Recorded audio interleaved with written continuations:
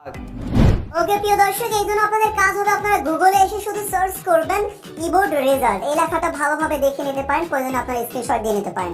যখনই eBoard result লিখে আপনারা সার্চ করবেন তখনই দেখুন এখানে দুইটা কিন্তু ওয়েবসাইট সহ আরো অনেকগুলো ওয়েবসাইট পেয়ে যাবেন। তো প্রথম যেটা পেয়ে যাবেন eboardresult.com, আপনাদের কাজ হবে এখানে একটা ক্লিক করবেন। যখনই রেজাল্ট প্রকাশ হবে তখন আপনারা এখানে আসবেন। তখন আসার পর আপনাদের কাজ হবে প্রথমত এখানে নামটা সিলেক্ট করবেন। আমরা নামের এখানে যদি ক্লিক করি, এই যে এসএসসি হলে এসএসসি, আমরা এসএসসিটা সিলেক্ট করব। তারপর এখান থেকে ইয়ার, মানে আপনি কোন ইয়ারে এখানে এক্সামটা দিয়েছেন সেই ইয়ারটা সিলেক্ট করবেন। তারপর আপনাদের কাঙ্ক্ষিত বোর্ডটা এখানে সিলেক্ট করতে হবে। তারপর এখানে দেখুন সিলেক্ট ওয়ানের এখানে ক্লিক করে আপনারা হচ্ছে কোন রেজাল্ট চাচ্ছেন। তো আমরা নরমালি কিন্তু ইন্ডিভিজুয়ালি হয়ে থাকে আমাদের রেজাল্টগুলো। তো এটা আপনারা সিলেক্ট করবেন, আপনাদের অন্যটা হলে অন্যটা সিলেক্ট করবেন। তারপর আর কি আপনাদের রোল নাম্বার দিতে হবে, রেজিস্ট্রেশন নাম্বার দিতে হবে।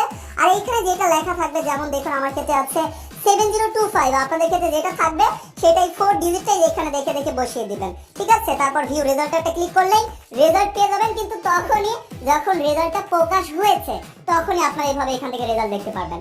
আর এই সাইট লিংক থাকবে ভিডিওর প্রথম কমেন্টে, আমাদের ওয়েবসাইটে দিয়ে রাখবো, আর সেই লিংক থাকবে ভিডিওর প্রথম কমেন্টে।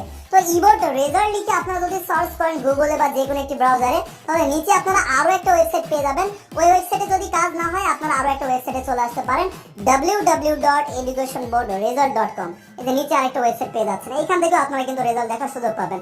অনেক সময় সার্ভার সমস্যা হয় না, একটাতে না হলে আপনারা আরেকটাতে ট্রাই করবেন, যে কোনো একটাতে কিন্তু আপনারা সবার আগে দেখে নিতে পারবেন। তো এক্সামিনেশনের এখানে এই যে এসএসসি সিলেক্ট করতে হবে, ইয়ারের জায়গায় যে ইয়ারে আপনারা এক্সামটা দিয়েছেন সেটা সিলেক্ট করুন, বোর্ড সিলেক্ট করতে হবে। তারপর কাজ হবে রোল নাম্বার দিতে হবে, রেজিস্ট্রেশন নাম্বার দিতে হবে।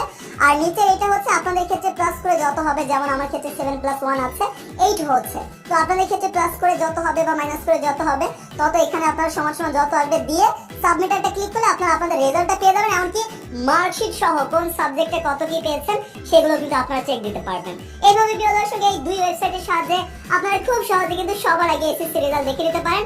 আর এই দুই ওয়েবসাইট লিংকই কিন্তু থাকবে আমাদের ভিডিওর প্রথম কমেন্টে, আমাদের ওয়েবসাইটে দিয়ে রাখবো, সেই লিংক থাকবে ভিডিওর প্রথম কমেন্টে, বা আপনারা এইভাবে সার্চ করে সবার আগে দেখে নেওয়ার সুযোগ পাচ্ছেন।